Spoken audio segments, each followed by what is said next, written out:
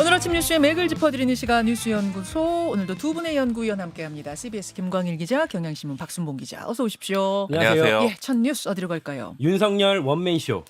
어제 내란 우두머리 혐의로 형사재판 첫 공판이 열렸습니다. 네, 변호인 윤석열 전 대통령 측 변호인이 11명이 나왔는데 네. 총 9분 동안 발언을 했거든요. 대신에 윤석열 전 대통령 본인 발언이 93분.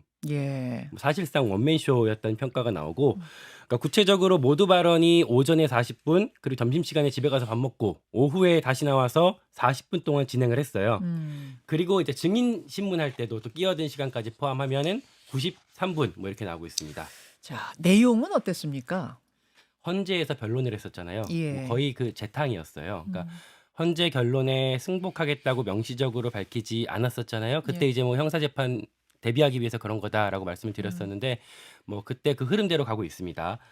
계몽령 주장 일종의 12.3 비상계엄은 평화적인 대국민 메시지 계엄이지 군정 실시를 위한 계엄이 아니었다라고 했고요. 그러니까 헌재가 사실은 이미 경고성 계엄은 계엄법상 계엄선포 그 목적이 안 된다. 그리고 계엄이 일찍 끝났던 거는 시민들이 저항하고 군경이 소극적으로 임무 수행한 덕분이었다라고 정리를 했었는데 네. 이거 하나하나를 다시 다 따져보겠다라는 취지를 읽힙니다. 계엄령은 대국민 메시지 계엄, 계몽령이었다. 이 주장이 반복됐고요. 또 하나는요. 질서 유지용 병력 투입이었다. 그러니까 국회에 출입이 가능했는데도 일부 의원들이 담을 넘는 그리고 그 사진을 찍는 쇼를 했다 이런 주장을 했거든요. 그러니까 의원들의 국회 진입을 막지 않았다. 그 얘기를 한 거죠? 그렇죠. 예. 그리고 홍장원, 곽종근 이런 사람들의 증언도 왜곡됐다, 거짓말이다 이런 주장을 했고요. 어제 사실은 이 법정에 그 증인으로 조성현 수방사 경비단장이 나왔었는데 이 경비단장은 이 윤 대통령의 말에 반박하는 취지로 의원들 끌어내라는 지시를 받았다라고 반박을 했고 김형기 특전사 1대대장 같은 경우에도 그때 내가 그 지시를 받고 나서 국회의사당 주인이 국회의인데 무슨 X소리냐라고 내가 주변에 말했던 걸 내 부하들도 다 예. 들었다라고 사실 증언을 했기 때문에 윤 대통령 주장이랑은 바로 이제 배치가 됐어요. 그리고 윤 전 대통령 검찰을 또 공격했습니다. 공소장이 난삽하다. 26년 동안 내가 많은 사람들을 구속하고 기소했는데 그런 나도 내용을 모르겠다. 어떤 로직으로 내란죄가 성립되는 건지 모르겠다. 증거라는 것도 어느 정도 될 만한 걸 던져줘야 되지 않겠냐. 뭐 이렇게 공격을 했습니다. 자, 어제 그러니까 본인이 직접 변호인으로 나선 거네요. 그렇죠. 예, 변호인들- 직접 방어를 한 거네요. 네, 변호인 옆에 제끼고 이제 본인이 한 건데 인상적인 포인트는 어제 이 관련 뉴스가 그 저녁 뉴스에도 소개가 되면서 방송에도 자료 화면이 소개가 됐어요. 네네. 윤 대통령이 자리에 앉은 모습이 제공이 안 됐습니다. 그러니까 어제 지하 주차장을 통해서 바로 법정으로 올라갈 수 있도록 뭐 일종의 특혜가 제공이 됐고 또 피의자로서 피고인으로서 자리에 앉은 모습도 사진 촬영이 안 됐었기 때문에 그렇게 옛날 모습들이 소개가 됐었는데 재판부에서는 좀 다시 검토할 수 있다는 입장을 냈거든요.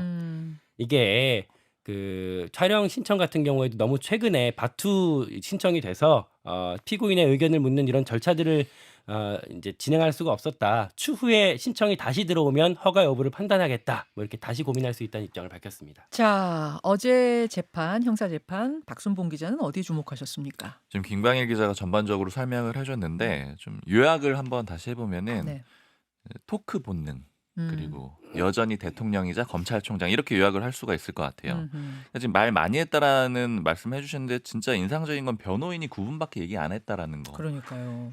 이 윤석열 대통령 측에서 쓸 수 있는 시간이 그래서 총 102분이라고 치면은 네. 93분을 윤석열 전 대통령이 얘기했다라는 거잖아요. 네. 그것도 굉장히 인상적이고요. 저는 또 인상적이었던 게 그 직업을 물어보는 그 장면이에요. 왜냐하면 예전에 박근혜 전 대통령 때는 이제 재판장이 직업이 뭐냐 이렇게 물어보면은 박근혜 전 대통령이 무직입니다 이렇게 답을 하는 그런 장면이 있어서 맞아요. 기사가 많이 됐거든요. 그렇죠. 근데 이번에 그림이 재판부가 훨씬 더 좀 이렇게 뭐 온화하다라고 표현을 해야 될까요? 좀 이렇게 물어봅니다. 직업은 전직 대통령이고요. 이렇게 물어보니까 윤석열 전 대통령 그냥 끄덕끄덕 하거든요. 그러니까 이런 장면들도 좀 많이 바뀌었고 그래서 태도 자체가 여전히 좀 대통령 같은 그러니까 검찰총장 같은 그런 분위기가 있었고 특히 뭐 변호인 발언 끊는 거야 그럴 수 있다라고도 보는데 그 판사의 발언을 또 끊고 얘기하는 그런 경우들도 있었다라고 하거든요. 그러니까 이런 것들은 전반적으로 여전히 좀 고압적인 태도 같은 것들을 보이고 있다. 이렇게 좀 요약을 해볼 수가 있을 것 같아요. 예. 그리고 인상적이었던 거는 지금 전반적으로 같은 논리가 다 반복이 되고 있는데 헌재 판단도 부정을 한다라는 거예요. 지금 헌재에서 일부 사실관계에 대해서 판단을 내린 것들이 있잖아요. 그러니까 예를 들어 체포조를 운영했다. 이 부분에 대해서 헌재에서 사실로 인정을 하고 있는데 이거 다시 한번 새빨간 거짓말이라고 그렇게 표현을 하고 있거든요. 그러니까 결국 헌재 판단도 전반적으로 부정을 하겠다라는 건데 이렇게 되면은 장기전으로 갈 수밖에 없습니다. 왜냐하면 기본적으로 지금 굉장히 자료 자체도 많잖아요. 수사 기록이 7만 쪽이고 네. 증거 목록만 1000페이지거든요. 네.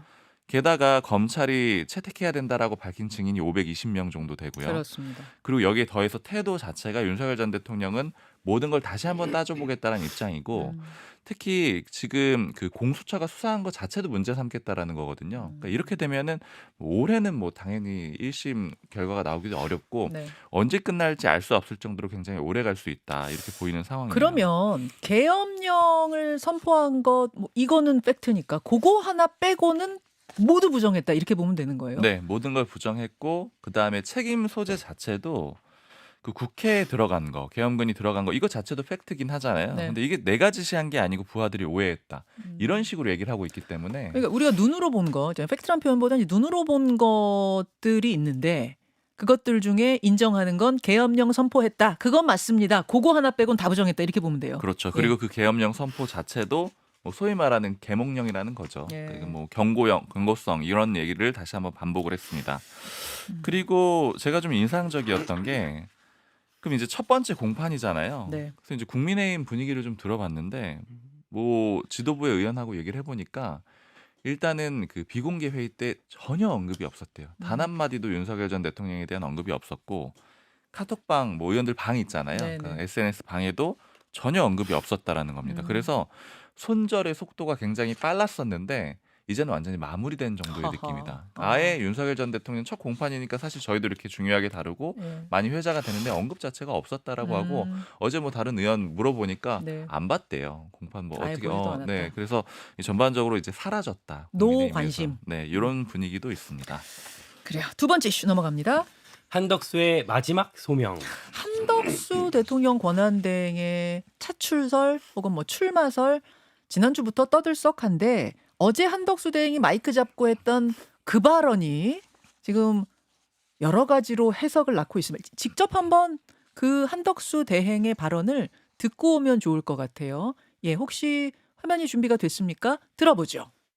그간의 통상 경험을 바탕으로 관련 네트워크 등을 10분 활용하여 국무위원들과 함께 저에게 부여된 마지막 소명을 다하겠습니다.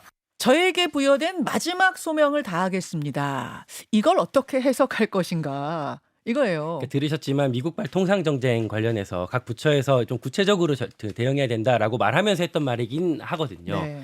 이제 마지막 소명이라고 했기 때문에 대선 불출마하는 거 아니야? 라고 해석하는 이제 일견의 관측이 이제 해석이 하나 있고요. 통상 문제 해결하는 것까지를 마지막 소명으로 하고 나는 이 무대에서 사라지겠습니다로 해석하는 측이 있고 있고 또 총리로서 마지막 소명이라고 말한 거니까 이제 대선 출마하겠다는 거 아니냐라는 또 시각이 있습니다. 예. 이게 이제 설왕설래가 계속 됐는데 정반대 해석이에요. 네, 결국 이제 모호한 태도를 보였기 때문에 해석도 지금 이렇게 저렇게 갈린 것 같고요.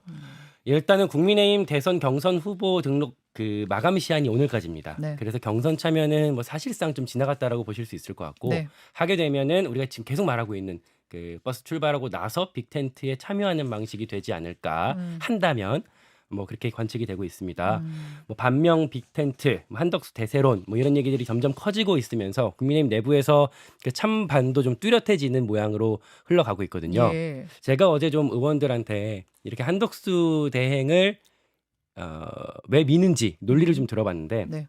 첫째로 예결위에서 그러니까 국회 예산결산특위에서 국회의원들은 총리를 많이 봐왔거든요. 이제 대정부 질의에서 한 4-5시간 동안 같이 뭐 이렇게 질문 답변 주고받는 거 말고 예결위는 거의 하루 종일 그 새벽까지 진행되기 때문에 그 며칠 동안 계속하기 때문에 의원들은 아무래도 국민들보다 조금 더 가까이 봤을 텐데 그때 지친 기색 없이 일당백했다. 뭐 그러기 때문에 의원들한테 신뢰가 먼저 많이 쌓였다. 이런 주장을 하고요. 또 네. 즉시 자원이다. 그러니까 국정 전반에 대한 이해도가 높기 때문에 바로 투입해서 시작할 수 있는 자원이다. 또 하나가 가족 리스크가 없다. 그러니까 자녀가 없습니다. 네. 뭐 인터넷상에 양자가 있다라는 얘기도 있던데 제가 어제 총리실을 확인해 보니까 없는 것으로 확인을 했고요. 그러니까 네. 자녀도 리스크가 없고, 자녀 리스크 없고. 네 그리고 배우자도 민주당에서는 뭐 제2의 김건희 같은 사람이다라고 공격을 하지만 나이가 좀 있기 때문에 연배가 있기 때문에 확실히 캐릭터가 다르다 이렇게 뭐 주장을 하고 있습니다. 지지율은 어때요? 리얼미터가 에너지경제신문 의뢰로 지난 9일에서 11일 사이에 ARS로 전국 성인 1,506명 대상 조사한 결과를 보면요. 한덕수 대행이 8.6%를 기록을 했습니다. 8.6%라고 하면 다른 후보들과 비교해서 어떻습니까? 이재명 전 대표가 48.8, 네. 김문수 전 장관이 10.9거든요. 3등이에요. 다른 국민의힘 주자들을 벌써 제치고 올라왔고 국민의힘 그리고 무당층으로 한정했을 때는 김문수 전 장관 29.4에 이어서 한덕수 대행 18.1로 2위까지 올라왔습니다. 그래요. 네. 지금부터 소개하는 오늘 방송에서 소개하는 모든 여론조사는 중앙선거 여론조사 심의위원회 홈페이지 참고하시면 된다는 거 말씀드릴게요. 이렇게 가다 보니까 국민의힘 내부의 견제도 좀 커지고 있는데 네. 어제 사실 우리 홍준표 의원의 인터뷰를 통해서 좀 알 수가 있었잖아요. 한덕수 출마는 상식에 반하는 얘기다라고. 어제 인터뷰에서 나왔던 단어 중에 하루 종일 언론에 회자됐던 게 철딱서니. 철딱서니 없는 당 의원들이 지금 한덕수 후보 이름을 올리는 거다. 이런 이야기를 홍준표 후보가 어제 했어요. 네, 그렇게 하면서 커졌고 나경원 의원 같은 경우에도 기승전 용병을 얘기하는데 이거 후보들을 폄훼하는 거다. 그리고 한동훈 전 대표도 이렇게 경선에 김을 빼는 것 자체가 해당 행위다. 해당 행위다. 라고 주장을 했어요. 당내 일각에서는 사실 회의론도 나름 꽤 있어요. 그러니까 시간이 너무 얼마 안 남았다. 첫째로는 지지율이 이번에 잘 나오긴 했지만 정말로 대세론을 구축하려면 두세 배는 더 나와야지 사실 한덕수로 다 같이 갈 수 있는 대세론이 확장이 될 수가 있다라는 주장. 그리고 돈이 들어가는 문제잖아요. 결국 대선 뛰려면 기탁금도 있어야 되고 결국 여러 가지 본인 돈이 지출해야 되는 지점들이 있는데 의원들이 아무리 옆에서 많이 부추긴다고 해서 그 의원들이 돈을 내줄 거냐. 결국 본인이 그 판단을 해줘야 되는 문제다. 그렇기 때문에 한덕수 대행이 지금은 좀 미련을 남기고 있는 것 같지만 여지를 남기고 있는 것 같지만 결국 철회할 거다라는 관측도 국민의힘 내부에 같이 있습니다. 자, 국민의힘 경선판은 지금 그렇게 돌아가고 있고 민주당 경선판은 김두관 후보가 결국 경선 불참을 선언했습니다. 네, 경선 룰이 어제 확정이 됐거든요. 네. 국민선거인단 지난번에 대선 때 국민선거인단 제도를 이용했었는데 그 이번에 없애고 당원 투표 50, 국민 여론조사 50으로 확정을 했어요. 네. 그러다 보니까 비명계에서는 이재명 대표 유리하게 하는 거 아니냐라는 거고 김두관 전 지사도 경선 거부하겠다. 그리고 김동연 지사 같은 경우에는 경선은 수용은 하겠다. 근데 이거 문제다라고 비판을 했습니다. 그렇죠. 자, 뭐 이러면서 이제 뭐 김두관, 유승민, 김부겸, 이낙연 이런 인사들이 다 모여가지고 빅텐트 만드는 거 아니야? 여기까지 쭉 이어지는 건데 박순봉 기자 어떻게 보세요? 일단 한덕수 권한대행 요 표현 마지막 소명 저도 이제 측근 쪽에 좀 물어봤거든요. 네. 근데 굉장히 좀 인상적이었던 게 일단 첫 번째로 당에서 바로 나왔던 반응은 이 정도면 불출마 얘기하는 거 아니야? 이렇게 반응들이 바로 나왔었어요. 그 마지막 소명이란 발언에 네. 대해서 이게 왜냐하면 표현 자체를 보면은 물론 아까 두 가지로 해석 가능하다라고 얘기를 해주셨지만 국무위원들과 함께 제게 부여된 마지막 소명을 다하겠다. 이 표현만 봤을 때는 이제 나는 그만하겠다. 왜냐하면 당에서 계속 요구를 해오는 그런 상황과 반영을 해보면은 네. 그만하겠다 이렇게로 좀 들렸는데 그래서 물어봤거든요. 네. 근데 저는 좀 의외의 답변을 들었는데 뭐냐면은 이 메시지 전반적으로 보면 앞부분이 굉장히 좀 중요했대요. 지금 앞부분이요? 당장 그러니까 어떤 통상적으로 딜이 그 거래가 될 것처럼 그렇게 써 있길래 이 부분을 좀 집중해서 봤고 이 메시지 좀 담당하는 사람이 얘기를 해줬는데 뒷부분은 그렇게 꼼꼼하게 안 봤다라는 거예요. 그래서 하는 얘기는 마지막 소명이라는 부분은 의미를 크게 두지 마라. 이렇게 얘기를 하더라고요. 그러니까 이 얘기는 안 나간다는 얘기는 아니다라는 해석이 되더라고요. 그러니까 한덕수 대행 측에다 얘기를 해보니 그 마지막 소명 그 별 의미 없는 얘기인데요라는 식으로 답변이 왔다. 네, 여러 그걸 가지- 기자들의 해석법으로 해석해 보자면 그 별로 중요한 얘기 아니에요. 마지막에 방점 찍지 마세요. 이걸로 들렸단 말씀이에요. 네.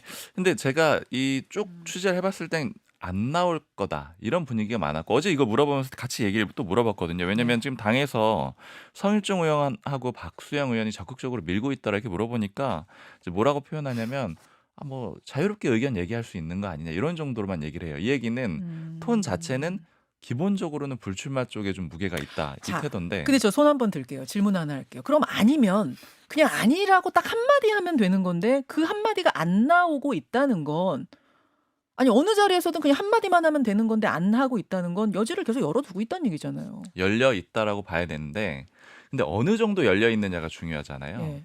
그러니까 예를 들자면은 이제 정치권 인사들 만나다 예. 보면은 뭐 나는 선출직은 싫어. 그렇지만 비례대표 시켜주면 할 거야. 이런 정도 얘기하는 사람들이 아, 있거든요. 국회의원이요. 예, 예. 그 정도라고 보면 될 것 같아요. 그러니까 선출직은 굉장히 힘들잖아요. 예, 근데 예. 비례대표는 뭐 비교적 공천만 받으면 쉽게 운영이 가능하잖아요. 예. 이 얘기는 추대 정도 아. 돼야 되지 않겠느냐라고 좀 추정을 해볼 수가 있는 거예요. 마음이 완전 다친 건 아니다. 그렇죠. 마음이 없는 건 아니지만 음. 그렇다고 해서 의지가 또 강력해가지고 내가 이 그림을 만들겠다 이런 정도는 또 아니고 그래서 음. 일단 좀 열려 있다 이런 정도는 볼 수 있을 것 같아요. 예, 예. 근데 지금 당 전체적으로는 뭐 여러 의견들이 섞여 있는 게 사실이지만 네. 좀 불만들도 굉장히 많습니다. 왜냐하면 윤석열 전 대통령 뭐 계엄 선포하고 탄핵 국면 거치면서 당내에서 많이 나왔던 얘기 제가 세 가지로 요약해 보면은 이제 용병 그만하자 이게 첫 번째였거든요. 그리고 두 번째는 검사는 힘들다, 검사는 힘들 거다.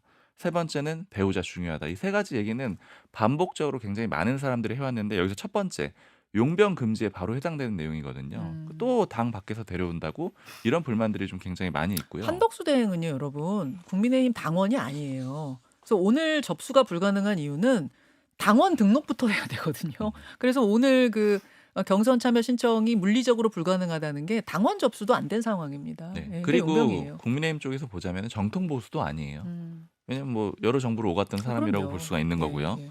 그 두 번째 불만이 뭐냐면 네. 당 경선이 약해질 거다. 흥행이 참패할 거다. 이런 얘기들이 나오기 시작합니다. 이게 왜냐면 두 가지 크게 요소가 있는데 오세훈 시장이랑 유승민 전 의원이 일단 이탈했잖아요. 네. 그러니까 기존에 국민의힘 내에서 그렸던 그림은 이제 탄핵 그 인용이 되더라도 그러니까 파면이 되더라도 뭐 반대 의견도 좀 나와주고 그러면 이제 여론이 꽤 들끓는 사이에 상을 길게 치르고 그 다음에 굉장히 다양한 후보들을 내세워서 스펙트럼도 다양하니까 뭐 서바이벌 같이 해가지고 흥행 일으키겠다 이 계획이었는데 지금 일단 스펙트럼 자체가 좀 깨져버렸거든요. 오세훈 시장 안 나고 유승민 전 의원 이탈해버리고 이런 네. 그림이 되니까 경선이 안 좋아졌고요. 여기에 더해서 당 경선보다는 지금 외부로 시선이 확 쏠려버린 거잖아요. 네. 지금 당 경선에 못 나오는 한덕수 대행이 주목을 많이 받으니까 경선 자체가 약해진다라는 거예요. 그래서 이거 자체가 불만인 겁니다. 자, 오늘 한동훈 전 대표와의 인터뷰가 준비되어 있거든요. 이 부분에 대해서는 제가 직접 좀 질문해 보기로 하고 민주당 경선룰 관련해서는 궁금한 게 사실은 이재명 대표가 한참 앞서가는 주자니까 기존 경선룰을 그대로 하자는 정도는 수용하면서 그냥 다 품고 가지 않겠는가 했는데 이렇게까지 간 이유 결국 김두관 후보가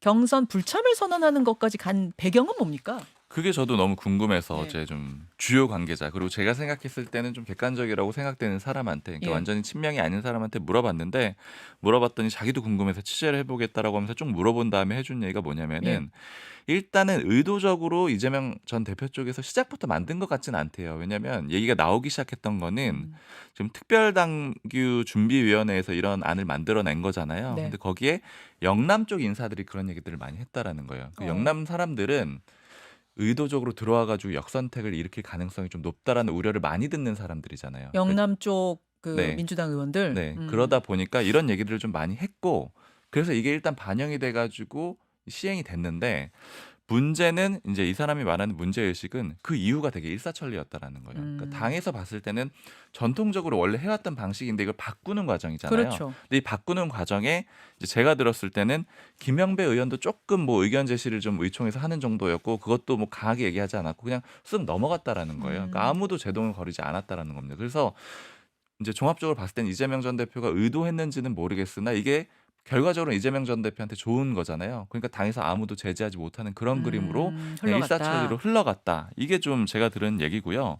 결국 얘기들은 의도했는지 안 했는지는 알 수 없겠지만 결과적으로 이재명 대표가 왜 이런 것까지 이렇게 가느냐 이런 불만들은 좀 있어요. 왜냐하면 말씀해 주신 대로 압도적으로 이길 것 같은데 네. 왜 수용하는 그림을 안 보여주느냐 이 얘기들이 나오고 굳이 왜 그러냐라고 이제 얘기들이 되는 거는 예전에 지난번 이제 그 경선 때 지난 대선 경선. 네, 그때 이낙연 전 대표한테 수도권에서는 한번 좀 크게 밀린 적이 있었잖아요. 맞아요. 그거 좀 아차했다는 그런 분위기가 좀 전해지는 게 한 가지가 있고 두 번째는 이제 부자 몸조심이라고도 하고 또 다른 말로는 압도적인 경선 승리를 원하고 있다. 뭐 이런 해석들도 같이 나오고 있습니다. 자, 이 부분은 오늘 박지원 의원 인터뷰 있으니까요. 거기서 제가 질문해 보기로 하고 마지막이 김광일 기자. 세월호 참사 외력설 배제. 예, 참사 10년 만에 공식 판단이 나온 거죠. 네, 뭐 처음부터 사실 뭐 과적, 고박, 뭐 평형수, 보건성 이런 문제들이 계속 정리가 되었었잖아요. 네. 근데 그러다가 이 문제 참사 원인을 확인하는 문제를 그동안 첫 번째로 세월호 특조위, 두 번째 선조위, 사참위까지 계속 조사를 했었는데 네.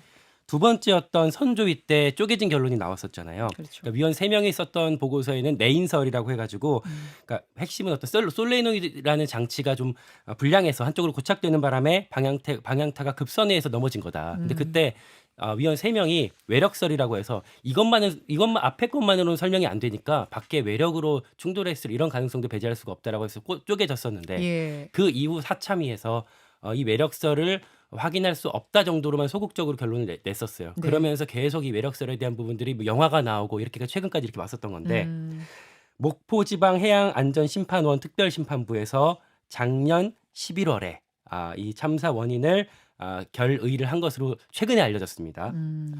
뭐냐면 아까 말씀드렸던 외력설 부분은 이거 증거도 없고 확인할 만한 부분도 아니다라고 아예 선을 확 그어버렸어요. 그러면 이른바 내인설, 그렇죠. 배 내부의 문제, 인재다 이렇게 결론이 난 거예요. 그러니까 솔레노이드 고착 이런 기계 결함으로 인해서 넘어졌던 게 어느 정도 확인이 된다라고 네. 결론을 지었습니다. 자, 세월호 참사 내일이죠. 4월 16일 참사일을 앞두고 이런 결론이 이미 내려졌는데 또 발표는 왜 이렇게 늦게 냈나요? 뭐 늦게 왜 이렇게 늦게 알려진지는 잘 모르겠는데 이게 1심이거든요. 그래서 이제 그 해운사 측에서 이걸 항소를 해서 이제 지금 항소심이 진행 중인 걸로 알고 있습니다. 여기까지 두 분 수고하셨습니다. 감사합니다. 김현정의 뉴스쇼는 시청자 여러분의 참여를 기다립니다. 구독과 좋아요, 댓글 잊지 않으셨죠? 알림 설정을 해두시면 평일 아침 7시 10분 실시간 라이브도 참여하실 수 있습니다.